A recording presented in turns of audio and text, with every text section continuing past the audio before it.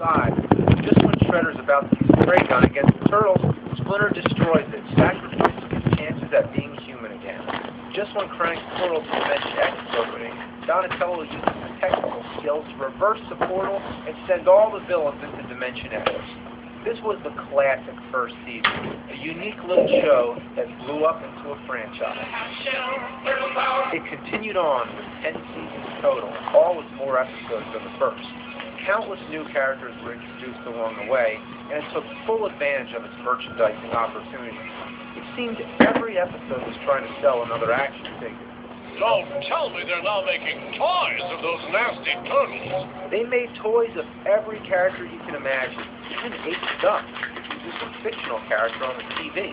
You only see him for a few seconds. Many of the vehicles also became toys. The Turtle Van, the Mutant Module, the Technodrome, the Footski, the Turtle Tube, and the Retro Catapult. Prepare to face the Retro Catapult! A gizmo that flings garbage?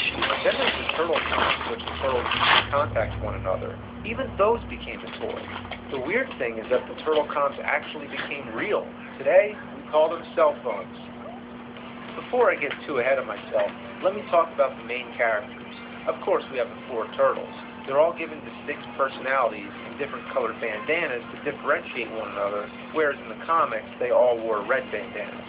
Michelangelo's my favorite. He's the one I'd like to hang out with. Why do you think they used him for that weird anti-drug TV special, Cartoon All-Stars? Cowabunga, dude! Remember that? All these different cartoon characters get together to teach a kid not to do drugs. I remember when that thing aired, I was so happy they chose Michelangelo to represent the turtles. So, why pick him as the role model for kids? I guess because Michelangelo is the most friendly and the most fun. Ironically, he seems like the only turtle that would do drugs. He has some weird quirks. He's obsessed with pizza, even more than the other turtles. He loves pizza so much, it gets to the point where it's almost disturbing. Deep dish oatmeal pizza with grapefruit topping! He's also the coiner of the phrase cowabunga, which he uses way too often. Cowabunga! Cowabunga! Cowabunga! Cowabunga! Cowabunga! Cowabunga! Well, to be honest, I'm getting kind of bored with it. Hey, how about this? Yabba dabba! Raphael's charismatic for the opposite reason. He's an asshole, and that's the way we like him. Still think you'd like to be a Teenage Mutant Ninja Turtle? Donatello is the scientist of the group, always inventing gadgets. Sometimes they work, and sometimes they don't. See, you put the Parmesan here, and presto! A lot of times when Krang and Shredder are about to fulfill one of their evil schemes, Donatello saves the day by reprogramming a computer or reversing the polarity of some magnetic wave or something. He gives some kind of technical explanation, and that's it. So, Donatello really comes in handy as a plot convenience. My favorite interactions are between Raphael and Michelangelo. Usually Raph makes some kind of wise-ass joke to insult Michelangelo. Also, I love it when Donatello speaks technobabble and it goes over Mikey's head. Michelangelo, you can't see Shell-Rila through that dinky little telescope. It's millions of light years away. But it only took us an hour to get there in the Turtleoid spaceship. Well, that's because their spaceship uses a transwarp drive which generates a flux in the space-time continuum. Excuse me? Oh, and there's Leonardo, too, the honorable leader. I never liked him that much. He's kind of dull, and I never felt the Turtles should have had a leader. I consider them four equals, with Splinter being their master. Still, Leonardo does have his moments of being badass. Give me your money. I've got a better idea. Give me your knife. It's yours. Splinter, now we're talking. The classic mentor archetype. You picture him as being calm, offering words of wisdom, but really, Splinter is an unpredictable maniac. Let's party. One minute he's meditating, then he's flipping out. No! You never know what he's going to do. He usually stays out of the action. You don't see Splinter fight that often, and that's what makes him great. When you do see him fight, he always kicks ass. When he isn't fighting, his mastery is implied. Michelangelo ate all our pizzas again. You were warned, Michelangelo. I shall have to apply Kung Pao. Kung Kung Pao? What is that? This rat has so many tricks up his sleeve, I'd be afraid to live in the same sewers as him.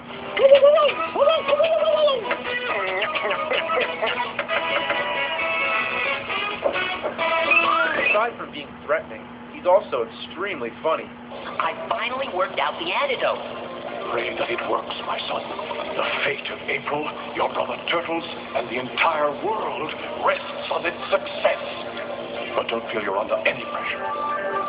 April O'Neil is a television reporter at the anonymous Channel 6. She usually ends up reporting on some horrible mutation or some kind of alien invasion. Stuff that would normally send someone into a panic. But to her, it's just work. She loves her job. She goes above and beyond. Not only is she the reporter, she's also the camera operator sometimes. That's usually because the real camera operator, Vernon, is too chicken to come with her on dangerous assignments. All right, that's a wrap. Can we please go now? But April loves danger. If there's some serious shit going on, she's there with her camera. As a result of her fearless behavior, she gets into trouble a lot.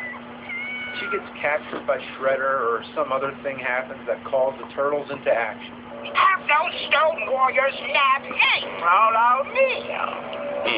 Not a bad idea. Although we've done that at least 30 times before, but hey, who's counting? I mean, really, half the plots all stem from problems that April caused. Stupid yellow banana raincoat wearing bitch. You made it funny. Then there's the rest of the people who work at Channel 6. Bern, Vernon, and Irma. Say that really fast. Bern, Vernon, Irma. Bern, Vernon, Irma. Bern Thompson's the boss. He hates the Ninja Turtles and thinks they're a menace to society. There's always got to be some jackass who doesn't appreciate the hero. It's like Mr. Jameson in Spider-Man.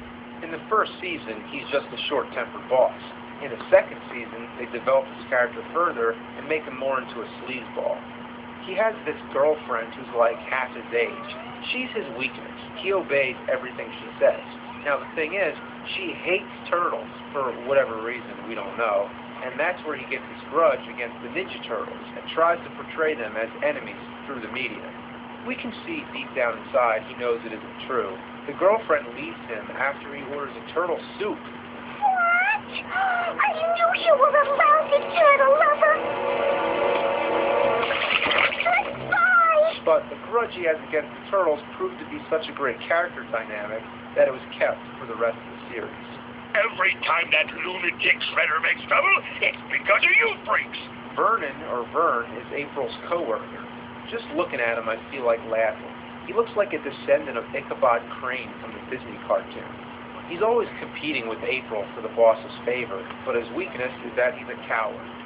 Vernon, or Vern, is April's co-worker. Just looking at him, I feel like laughing.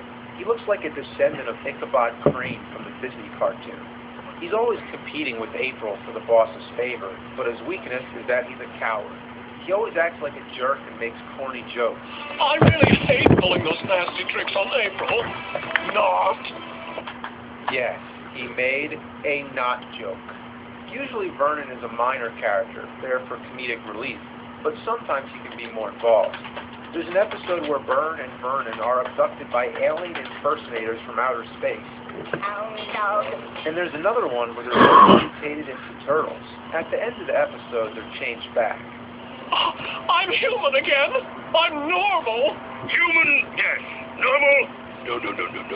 Irma is another co-worker and good friends with April. She's a klutz, always stepping on people's feet and causing chaos in the Channel 6 newsroom. She's like a female Steve Urkel. No! As a kid, I used to hate this character. I felt she had no purpose. But now, I can't get enough of her. Get out there now! Can we stop for lunch first, T? Fat chance! The news business is doing wonders for my diet. There are some episodes that revolve around her. In Super Irma, she becomes a superhero. She grows giant in Attack of the 50-Foot Irma, a parody of the 50 sci-fi stinker, Attack of the 50-Foot Woman. Sorry. The funniest thing about Irma is she will step at the mere thought of any guy, she gets all spacey. Oh, I am so sorry. I didn't realize you had company. Quite a hunk. Channel 6 scenes are like a sitcom. All you need is a laugh track.